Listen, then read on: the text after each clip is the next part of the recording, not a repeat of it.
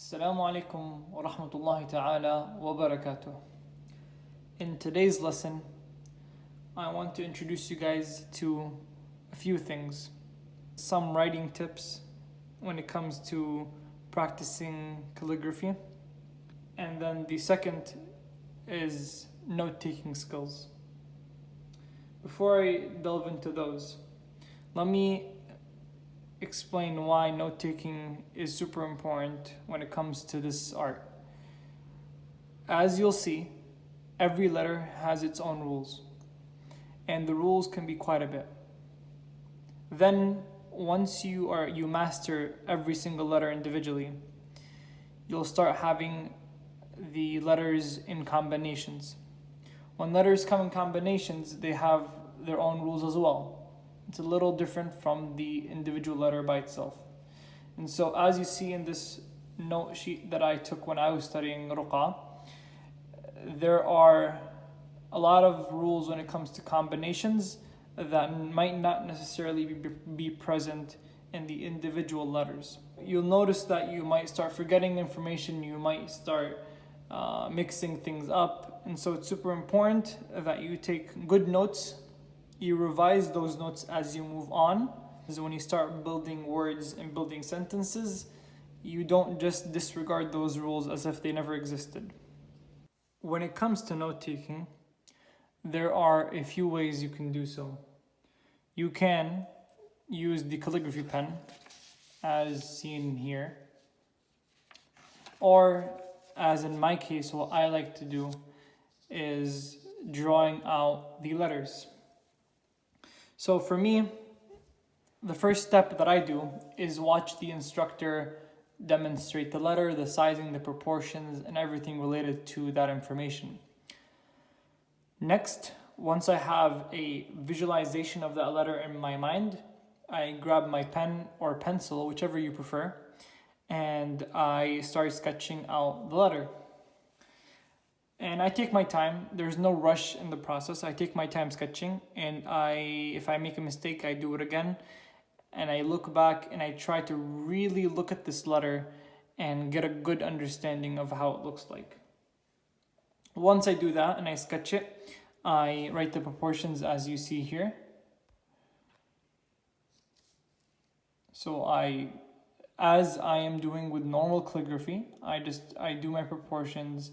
And it doesn't have to be super perfect. Remember that this is note-taking. So you notice that this might be a little small of a nuqta for a circle, and this is a little too big.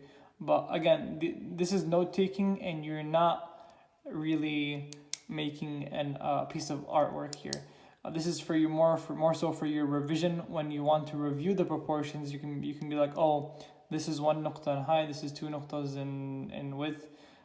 There's a little spacing here, and you can see that, so on and so forth. So this is for you more to revise the information rather than for you making pieces.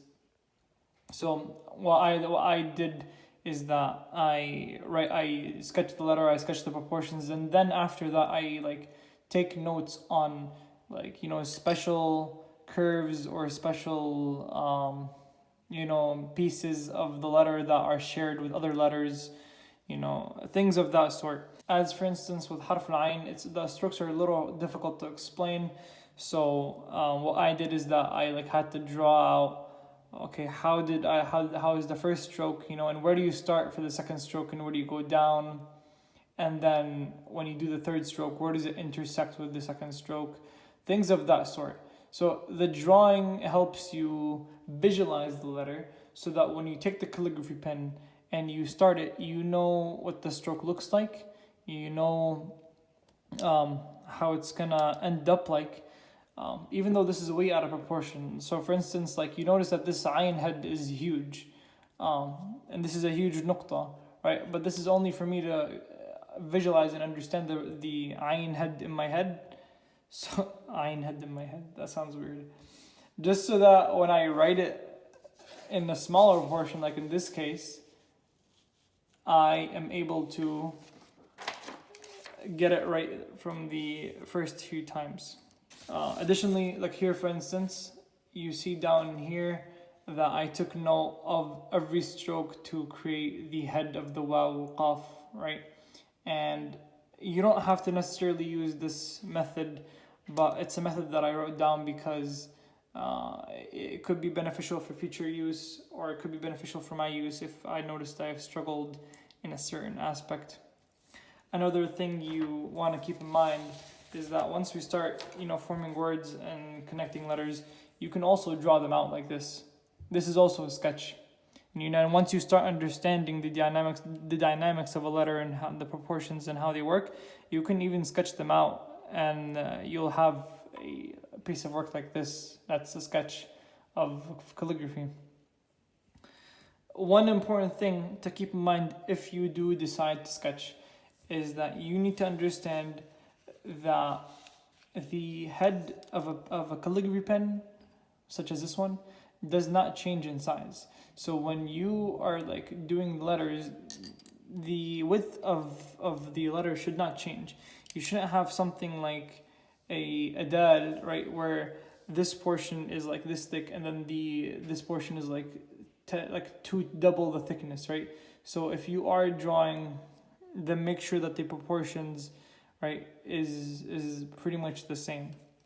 Now, once you move on to using your calligraphy pen, okay, first obviously start with tracing before you begin freehanding, because you'll notice a lot of problems if you start freehanding and your hand gets used to a wrong motion, because I had to go through that trouble once where I learned something wrong and I had to fix it, and fixing it is way more difficult than learning it right the first time. So just keep that in mind. Always trace before you begin freehanding the information. This is another example of how I practice. So once I understand the proportions and I know how they look like, I practice it a few times. And then these are, again, similar to what I showed you in the drawn notes. These are also notes, but using the calligraphy pen, right? And I adjust it. And if there is something that's wrong, I put an X under it, as you can see. Like in this noon over here, there's something wrong, I just put an X. I'm like, this is an incorrect form of the letter, or this is the correct form of the letter, and things of that sort. So I want to give you guys now a few tips when it comes to calligraphy. I mentioned one tip in the video on harf al-ba, mentioned in the description. Now I'm actually going to explain that to you guys, and along with a few other things.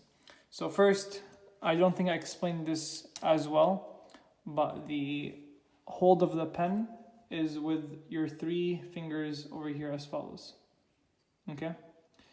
You want to hold it like this, where the pen is resting on your middle finger, and you have your index finger and your thumb holding the pen from the top, where you can twist and adjust. When it comes to future letters, this is going to be crucial and very important.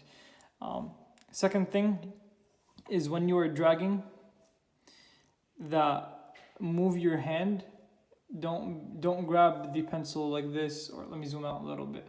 Don't grab the pencil like this. Don't interlace it like that. Some people tend to do that.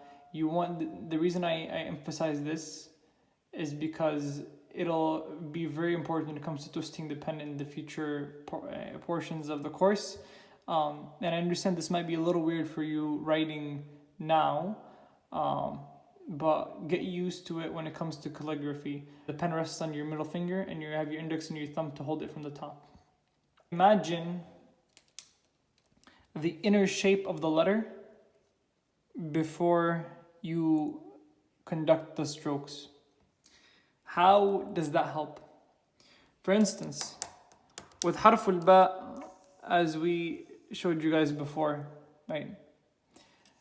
There is this inner shape that looks something like that. Okay? I want you guys to kind of, in your head, instead of focusing on the ba, focus on the inner shape. Imagine that that's a shape on its own, right? And imprint it in your head. So take a good look at it and imprint it in your head. Once you get a visual of that, then you can do something like this, where this is going to be really rusty, but it's just for more so explaining the concept.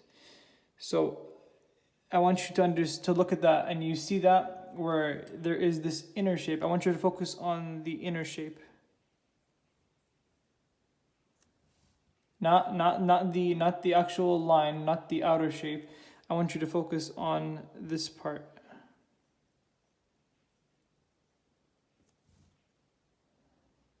That is what I mean when I say the inner shape over here. This is what you want to imprint in your head so that you can visualize it like that. How does this help you? Well, if I grab my pen and I want to start with my strokes,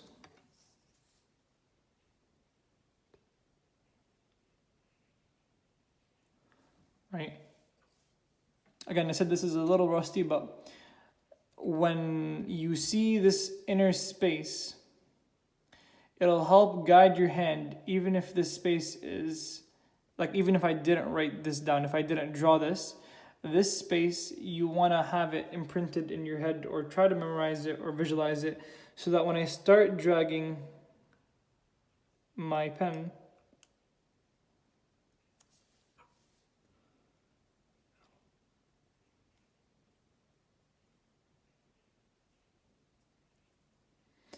that it fills in the shape.